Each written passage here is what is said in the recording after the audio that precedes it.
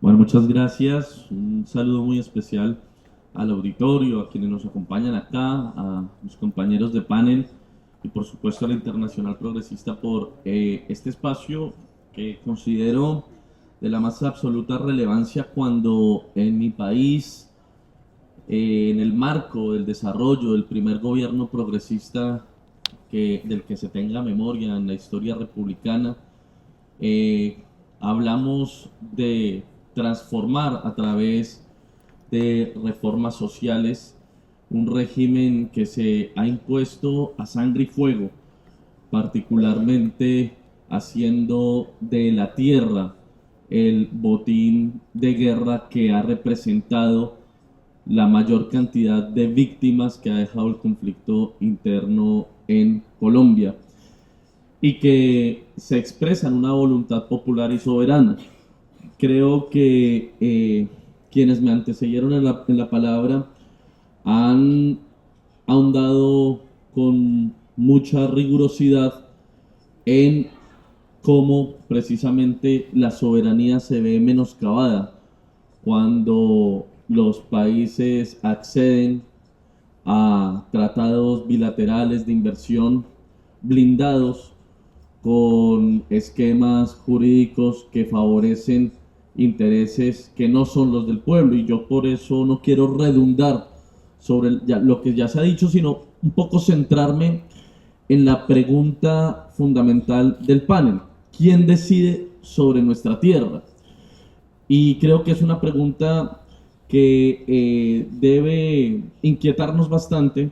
en tanto que nos permite también hacer quizás una revisión histórica de los procesos agrarios y de los procesos económicos en los que se ha visto inmersa la tan anhelada reforma agraria, que es uno también de los temas que nos convoca acá.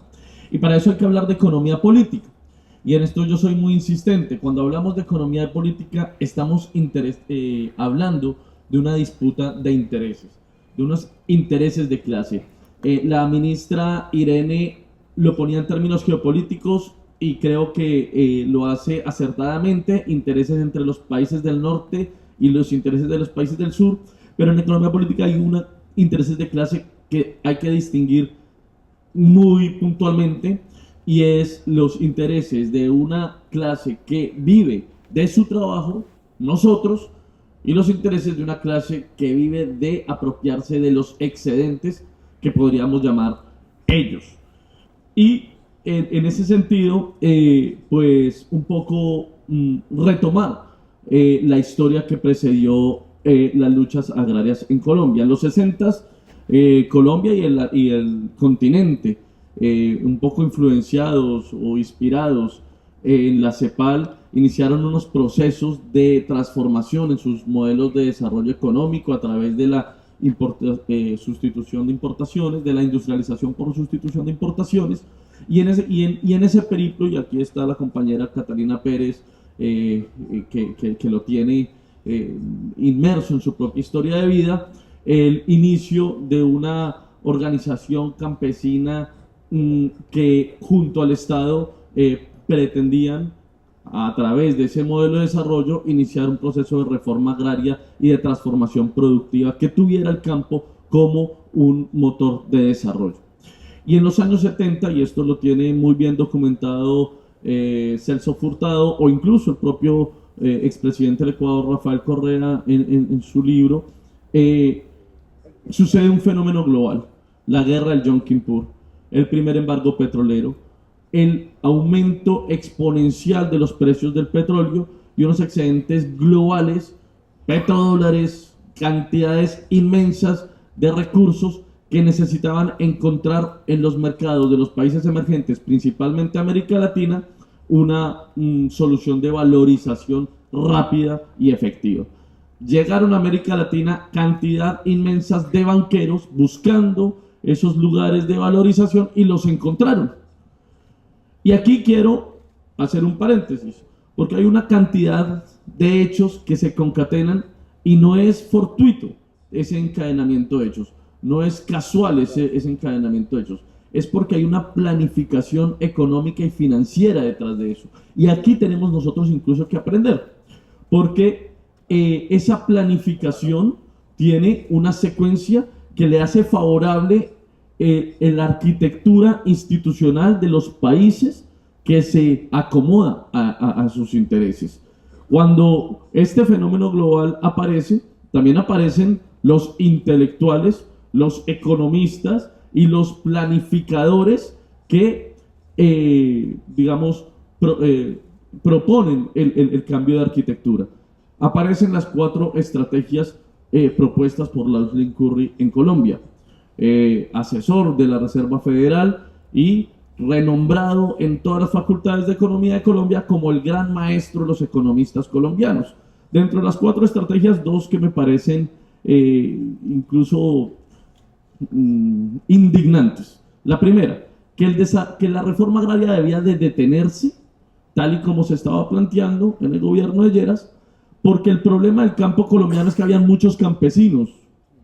y que la solución entonces era provocar una migración masiva de trabajadores del campo hacia las ciudades y mantener intacta las estructuras de propiedades, es decir, la concentración de la propiedad agraria en Colombia. Y la segunda, que la vivienda debería dejar de ser una política pública de bienestar y la vivienda tendría que convertirse en un activo financiero indexado para garantizar las ganancias de los inversionistas y crea el sistema OPAC. El sistema OPAC que 12 años después generó la primera crisis económica inmobiliaria en Colombia. Y él es el maestro de los economistas en Colombia, Lauslin Currie, las 4 estrategias. Al tiempo que la intelectualidad que del norte nos brindaban para transformar nuestro modelo de desarrollo escribía las 4 estrategias, en Chicoral, Tolima, un pueblo del centro del país, un municipio del centro del país, se reunían las élites señoriales y hacendadas de Colombia para firmar lo que llamaron el Pacto de Chicoral, lo conoces bien, Catalina, que redundó en la persecución, la desaparición y el asesinato del movimiento campesino en Colombia. Es decir, hubo una articulación entre una acción aparentemente intelectual y una acción paramilitar y criminal para arrasar la posibilidad de una reforma agraria en Colombia. ¿Quién decide sobre nuestra tierra? Y entonces los resultados, que insisto, no son casuales, mantienen primero la concentración de la propiedad de la tierra. Y si hay concentración de la propiedad de la tierra, hay concentración del ingreso. Y si hay concentración del ingreso, hay un achicamiento del mercado interno. Y si hay un achicamiento del mercado interno, entonces la propensión marginal a consumir se reduce, los excedentes los excedentes de capital encuentran que la inversión productiva no tiene posibilidades de retorno y el excedente de capital se traslada inmediatamente hacia la inversión financiera. Aparecen entonces los vehículos financieros que en el 2008, a partir de la crisis, hacen de la tierra un activo de capital de reserva favorable a los intereses financieros que no son productivos, que son rentísticos, que desplazan la producción o la inversión productiva en los países en vía de desarrollo, y los países del norte global, como lo decía la ministra, buscan en nuestros países inversiones cero riesgosas, inversiones rentísticas y inversiones que llamaríamos golondrina, excavan, encuentran, se van, nos dejan el hueco, nos dejan la miseria, nos dejan la pobreza y nos dejan el subdesarrollo. Y en esto yo hago una alerta, porque la pregunta es, ¿quién decide sobre nuestra tierra?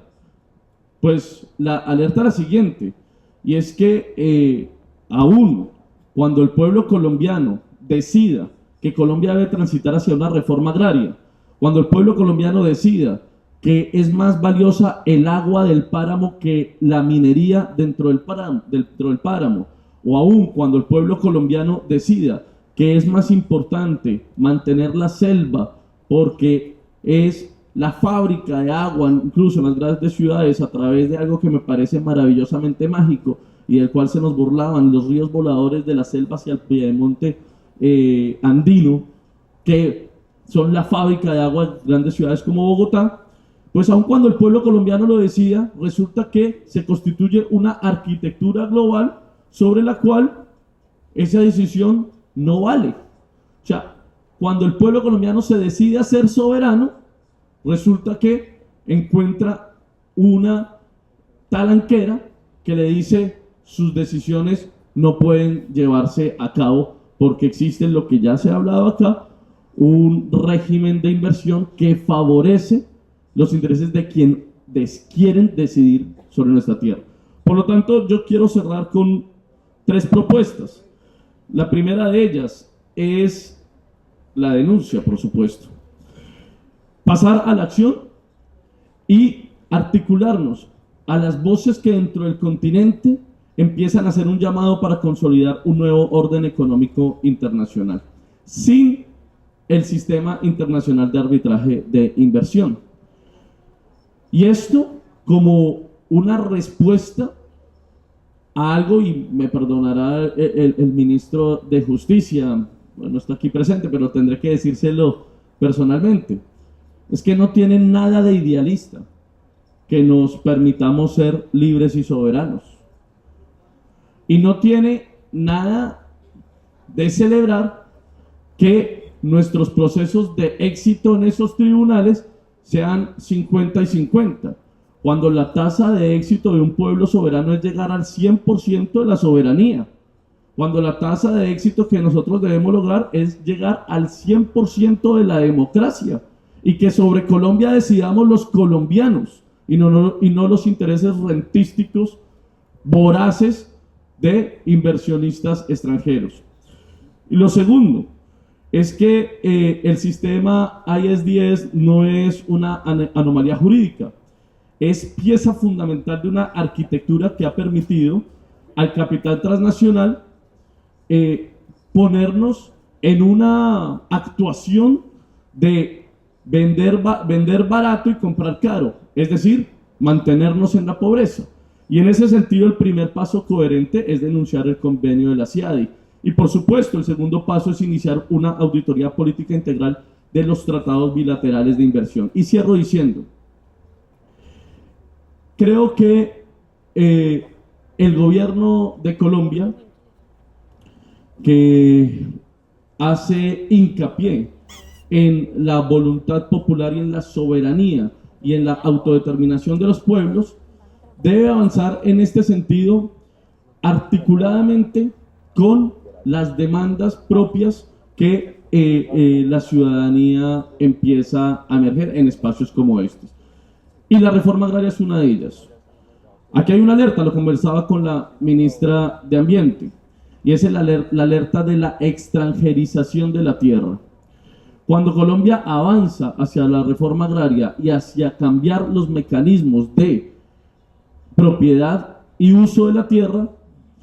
también avanza un fenómeno de extranjerización que está haciendo de la tierra no solamente parte activa de intereses financieros, sino que la está convirtiendo en subyacente de productos de inversión, inversión en la bolsa de valores, es decir, subyacente de activos financieros que se convierten en productos derivados que se negocian en la bolsa de valores, principalmente de Chicago. Y el paso siguiente, ya lo vimos en los 70s, es darle protección jurídica a este tipo de instrumentos. Sobre eso hay que tener una alerta, porque, como bien decían acá, no se trata de frenar la inversión extranjera directa, es más, ya lo han dicho mis compañeros, no hay ninguna evidencia de esto, pero sí se trata de elegir entre todas y todos qué tipo de inversión queremos en Colombia. Y el tipo de inversión que queremos en Colombia se determina a partir de procesos de planificación local, global y democrática de la economía. Muchas gracias a todas y a todos por su atención.